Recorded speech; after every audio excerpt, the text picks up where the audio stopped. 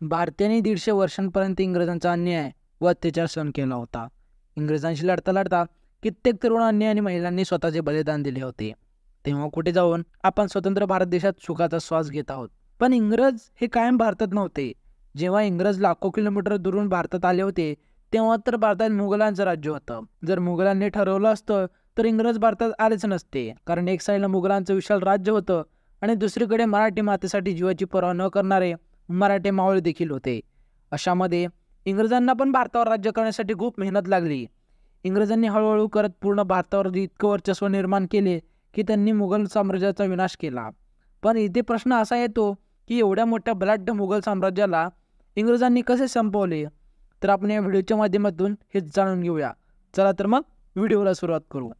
16व्या शतकाच्या शेवटच्या टप्प्यामध्ये भारत एवढा सुख समृद्धीने नटलेला देश होता की अख्ख्या जगाचं उत्पन्न जेवढं होतं त्यातील अर्ध्यापेक्षा जास्त उत्पन्न हा भारत देश मिळवून देत होता. आणि हेच कारण होते की त्या काळात भारताला सोन्याची अंडी देणारी कोंबडी असेही बोलले जात होते. आणि म्हणून अख्ख्या जगाची नजर ह्या सोन्याची अंडी देणाऱ्या कोंबडीवर टिकून होती. अशामध्ये इंग्रज थोडीच मागे राहणार असते. तेव्हाच्या वेळी दिल्लीवरती सम्राट अकबराचं राज्य होतं आणि असे मानले जाते की अकबर हा त्याच्या काळात सगळ्यात श्रीमंत बादशाह म्हणून ओळखला जात होता. आणि एके दिवशी ब्रिटिश नाविक जो समुद्राचा प्रवास करत होता त्याला भारत देशाच्या समृद्धीबद्दल आणि इथल्या संपत्तीबद्दल माहिती पडले आणि ब्रिटिश गव्हर्नमेंटपर्यंत ही बातमी पोहोचली गेली. नंतर 16व्या शतकांमध्ये 200 ब्रिटिश व्यापाऱ्यांनी मिळून एक कंपनी तयार केली आणि त्या कंपनीचं नाव ठेवले east India company. East India कंपनीच्या सदस्यांनी आपले राजकारण आणि आपली कपटनीती महाराणी एलिझाबेथ यांना सांगितले. तेव्हा त्यांनी कंपनीला सपोर्ट द्यायचे ठरवले. याच दरम्यान बादशाह अकबरचा मृत्यू झाला होता आणि अकबरच्या मृत्यूनंतर दिल्लीच्या मुघल सत्तेवर त्याचा मुलगा जहांगीर बसला होता. 1608 मध्ये इकडे इंग्रजांच्या चालींवरती लक्ष न देता जहांगीर हिंदुस्थानावर राज्य करण्याचा प्रयत्न करत होता आणि तिकडे मात्र कॅप्टन विल्यम हॉकिन्स गुजरातच्या सुरतमध्ये समुद्री मार्गावरून आपल्या व्यापारी सहकार्यांना घेऊन भारतात घुसला होता आणि त्याच्या प्रवेशानेच भारत देशावरती संकट आल्याचे दिसून येत होते. इंग्रजांनी भारतात येऊन ईस्ट इंडिया कंपनीची स्थापनेची घोषणा केली आणि याच दरम्यान ब्रिटिश अधिकाऱ्यांनी व्यापाराची प्रस्ताव घेऊन जहांगीर बादशाहच्या भेटीस गेले. पण तेव्हा बादशाहने सरळ नकार दिला. पण इंग्रज थोडीच ऐकणार होते. ते जहांगीर बादशाहला व्यापारासाठी प्रस्ताव देत होते पण बादशाहला हा प्रस्ताव अजिबात मंजूर नव्हता.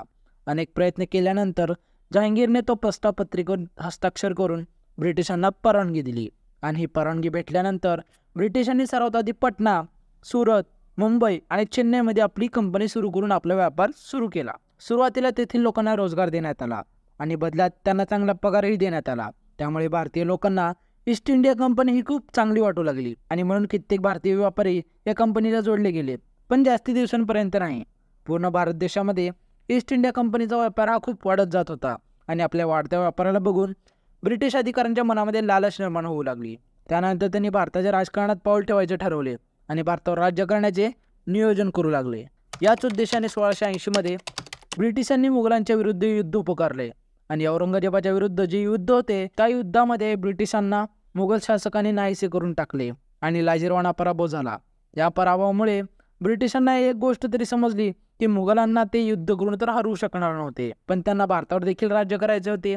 त्यासाठी त्यांनी काही कपटनीती तयार केला ज्याचा फायदा आज देखील राजकारणात लोक करतात. ती कपटनीती म्हणजे डिवाइड अँड रूल, म्हणजे फोडा आणि राज्य करा. युद्धामध्ये पराभव झाल्यानंतर ब्रिटिशांना औरंगजेबाची माफी मागितली आणि वचन दिले की अशी चूक ते परत कधीच करणार नाहीत.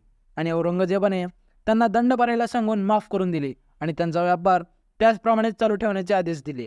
पण मुघलांनी ब्रिटिशांना जे माफ केलं तीच गोष्ट मुघल सत्तेचा ऱ्हास होण्यास कारणीभूत ठरली. त्यानंतर 1707 मध्ये मुघल बादशाहाने इंग्रजांना एक पत्र पाठवले ज्यात त्यांनी इंग्रजांकडून वार्षिक रक्कम घेऊन त्यांना कोणताही कर न लावता आपला व्यापार करता यावा असं सांगितले होते. आणि याच दरम्यान पोर्शियाच्या राजाने संधी साधून भारतावर आक्रमण केले. अशामध्ये मुघल सत्तेचे लोक सत्तेच्या नशेमध्ये इतके होते की त्यांना कधी आक्रमण झाले हे समजलेच नाही. पोर्शियाचे सैनिक हे दिल्लीपर्यंत येऊन पोहोचले होते. दिल्लीची गादी मुघलांच्या हातातून गेलीच होती. तितक्यात मुघल बादशाहाने त्यांना 2 करोड रुपये आणि अफाट संपत्ती देऊन ही गादी वाचवली. हळूहळू मुघलांच्या लक्षात येऊ लागले की इंग्रज काय खेळ खेळत आहेत आपल्यासोबत. पण आता हे लक्षात येऊन काही उपयोग नव्हता, कारण इतकी लूट झाल्यानंतर मुघलांची परिस्थिती खूप खराब झाली होती. इंग्रज भारतावर राज्य करण्यासाठी अनेक कपटनीती तयार करत होते. नंतर त्यांनी बंगालच्या राजा सिराजुद्दौलाला गादीवरून उतरवण्यासाठी युद्ध पुकारले. तसेच इंग्रजांनी तेथील हिंदू आणि मुस्लिम समाजामध्ये फूट पाडून डिवाइड अँड रूल अशी कपट नीती पाळली. ही परिस्थिती तिथल्या राजाला सांभाळता आली नाही आणि जो परिणाम झाला त्याचा इंग्रजांना फायदा झाला. प्लासीच्या युद्धात सिराजुद्दौलाला हरवल्यानंतर तेथील सेनापतीला आपल्यासोबत घेतले आणि त्याला बंगालचा नवाब म्हणून घोषित केले. असेच हळूहळू थोडे दिवस निघून जात होते आणि भारतावर इंग्रजांचं वर्चस्व हे अधिक वाढत होतं. सन 1764 मध्ये इंग्रजांनी मराठा आणि निजाम यांच्यात फूट पाडली आणि आपापसांमध्ये युद्ध करायला लावले आणि त्यांच्या युद्धामुळे कमजोर झालेल्या सैनिकांना हरवून त्यांच्या प्रदेशावर आपला कब्जा तयार केला. इंग्रजांनी याच कपटनीतीचा वापर करून 1800च्या शतकांपर्यंत भारताच्या जवळपास सर्व प्रदेशावरती आपले राज्य स्थापित करून आपला कब्जा जमवला होता. त्यानंतर त्यांनी व्यापार आणि काही क्षेत्रांवरती स्वतःच्या मर्जीने टॅक्स लावून खूप पैसा इंग्रजांनी कमवला आणि भारताला अमाप पद्धतीने लुटले गेले. तसं जर बघायला गेलं तर इंग्रजांनी भारतामध्ये काही चांगली कामे सुद्धा केली आहेत, जसे की शिक्षण चालू करणे, कंस्ट्रक्शन, रेल्वे लाईन आणणे, ज्यामुळे समाजातील काही थोर पुरुष त्यांची साथ देऊ लागले आणि हेच विश्वासघाताचं कारण होतं. 1857च्या वेळी काही मोठे जमीनदार आणि काही समाजसुधारक हे इंग्रजांच्या बाजूने होते. यामुळे इंग्रजांना पुढे जाऊन भारतावर राज्य करण्यासाठी खूप मदत मिळाली होती.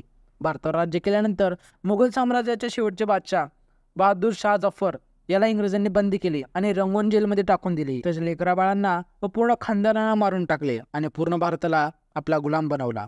तर मित्रांनो, ही होती ती घटना.